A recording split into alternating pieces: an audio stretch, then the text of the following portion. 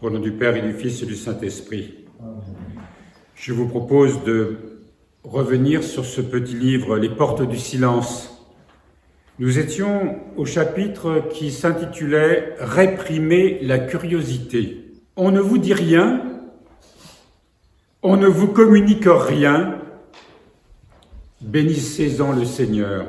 Il vous évite l'encombrement intérieur et le maquis des problèmes. Aimez avec gratitude ceux qui portent les soucis pour vous. Aidez-les par votre souriante docilité.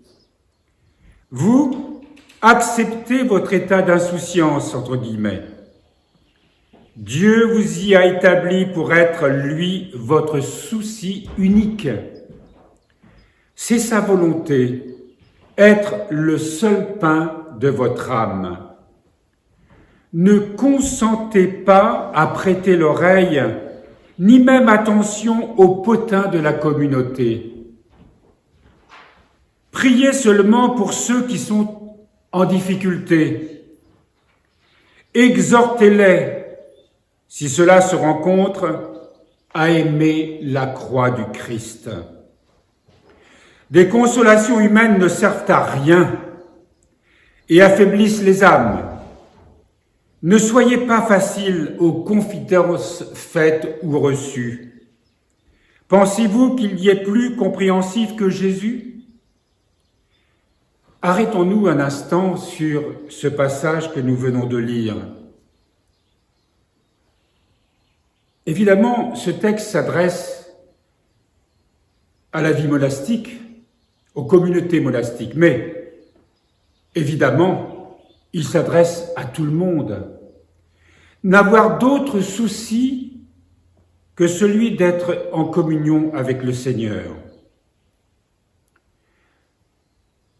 Nous voyons combien la curiosité nous attire sans cesse à nous préoccuper des autres,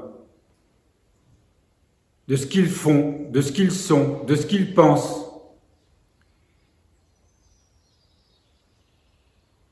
Il nous est conseillé là de ne pas consentir à prêter l'oreille ni même attention aux potins de la communauté. Nous sommes tellement fragiles et enclins à nous laisser happer si facilement au moindre potin, à la moindre rumeur, à la petite remarque que l'on fait sur l'un, sur l'autre, que l'on reçoit et que l'on véhicule. Et tout ceci contribue à plonger notre âme dans toutes sortes de curiosités et de troubles qui nous éloignent évidemment de la contemplation que l'on doit au Seigneur. Voulez-vous garder limpide le miroir de votre âme ? Ne permettez pas à l'inutile pensée du prochain de venir le troubler. Ne permettez pas à l'inutile pensée du prochain de venir le troubler. Si vous n'êtes pas chargé de la conduite des autres, ne vous informez pas de leur comportement. Ne faites pas de réflexion intérieure à leur sujet, surtout en ce qui concerne les défauts ou leurs fautes. Ah, comme nous sommes si friands de juger, d'évoquer les fautes des autres, souvent intérieurement et parfois aussi extérieurement.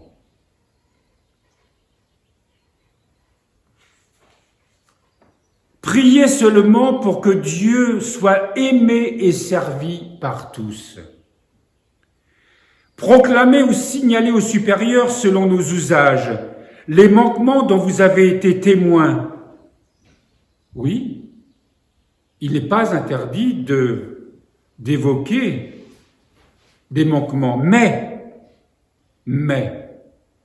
sans le chercher évitant les commentaires intérieurs sur les intentions ou sur la manière dont votre supérieur accueille ou utilise votre proclamation.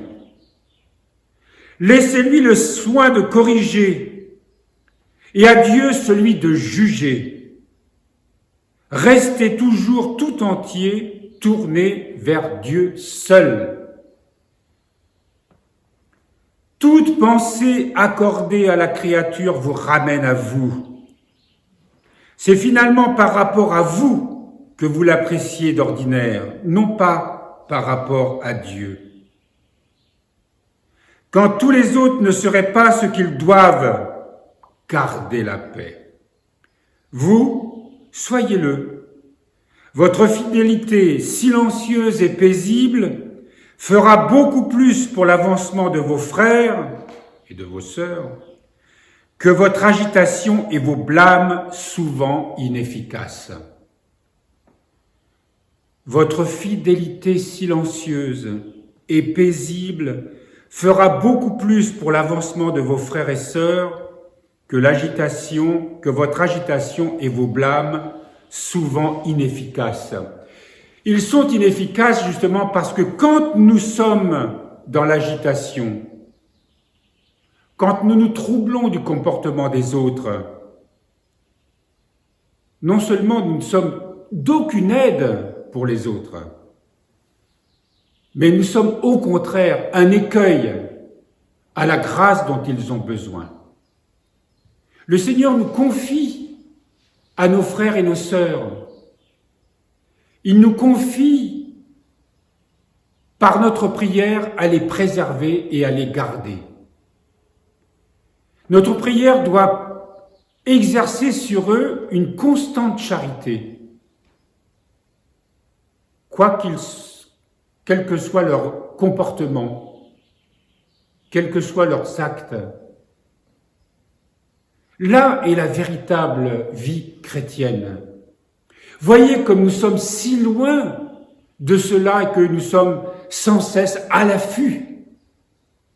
Au cours de la liturgie, durant la chorale, menons un combat ferme, persévérant, contre tout ce qui peut venir ruiner cette vigilance intérieure. Et si nous nous laissons attraper, revenons dès qu'on en prend conscience. Si notre péché a été réel, on s'en confesse et on revient paisiblement à Dieu pour retrouver cette paix perdue. L'exemple de votre sérénité, votre transparence au rayon de Dieu qui vous habite, porteront bien plus au bien que tous vos discours et vos algarades. Votre âme ne doit refléter que Dieu. Ne laissez pas la créature s'y mirer, surtout si elle est grimaçante ou difforme. Oui, nous sommes difformes et grimaçants plus que nous le pensons. Chaque fois qu'une pensée négative à l'égard de quelqu'un, d'un frère ou d'une sœur nous traverse. Voyez combien nous parlons facilement, notamment à ceux aux nouveaux qui arrivent. On les met au courant de tel ou tel comportement. Nous parlons facilement de tel ou tel frère ou sœur.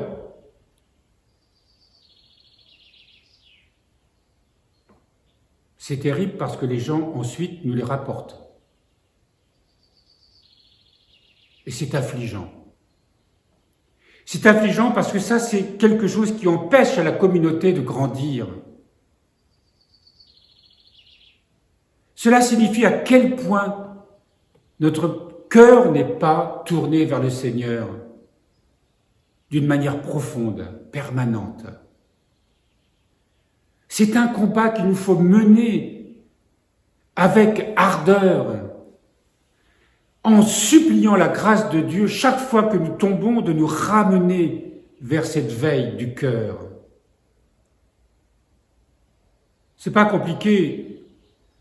si nous nous prenons à nous laisser saisir par une pensée négative à l'égard d'un autre, sachant que nous sommes dans le péché, et sachant que nous sommes, pour notre frère ou pour notre sœur, un écueil, une pierre d'achoppement, alors que notre prière sera au contraire une source de grâce pour lui. Savez-vous que nous sommes souvent beaucoup plus pécheurs que la faute que nous accusons, parce que justement nous n'avons pas cette attitude de charité à l'égard des autres. Et nous serons jugés pour le moindre jugement et le moindre parole inutile. Monseigneur Maël nous le rappelait souvent. D'ailleurs, ce que je vous ai lu là, il l'a souligné. Parce que pour lui, c'était très important. Je vous le relis comme si il nous le redisait aujourd'hui. Votre fidélité silencieuse et paisible fera beaucoup plus pour l'avancement de vos frères et sœurs, je rajoute aux sœurs et les sœurs bien sûr, ça n'est pas dans le texte, que votre agitation et vos blâmes souvent inefficaces. L'exemple de votre sérénité, votre transparence au rayon de Dieu qui vous habite porteront bien plus au bien que tous vos discours et vos algarades. Votre âme ne doit refléter que Dieu. Ne laissez pas la créature s'y mirer, surtout si elle est grimaçante et difforme. Unissez-vous au Dieu vivant et personnel. C'est trop peu de vous complaire en l'idée de Dieu, de vous repaître d'idées sur Dieu ou à propos de Dieu. Les mots qui le révèlent le voilent. Toute curiosité de science, même sacrée, épaissit la toile et empêche l'âme de rencontrer le bien-aimé. Ce qui est dit là, c'est que nous ressassons des tas d'idées, des tas de choses sur Dieu. Nous passons un temps, souvent, nous parlons de Dieu. Nous remuons quantité de pensées à propos de Dieu. Mais cela ne nous unit pas au Dieu vivant. Là aussi, il y a un temps pour chaque chose. Un temps pour l'étude, un temps pour l'enseignement. Mais sorti de cela, tout le reste doit nous conduire à une attitude de silence intérieur. Sinon, tout ceci est comme une toile qui est épaissie, qui est un obstacle entre Dieu et nous. Toutes ces pensées, même sacrées, peuvent être un voile entre Dieu et nous. Parce que si cela nous arrache à cette contemplation et ce silence que nous devons rechercher en permanence tout au long du jour. Longuement dans le silence intérieur, le plus profond possible, attirez-le à vous par la violence du désir. La violence du désir. Est-ce que cette violence nous habite?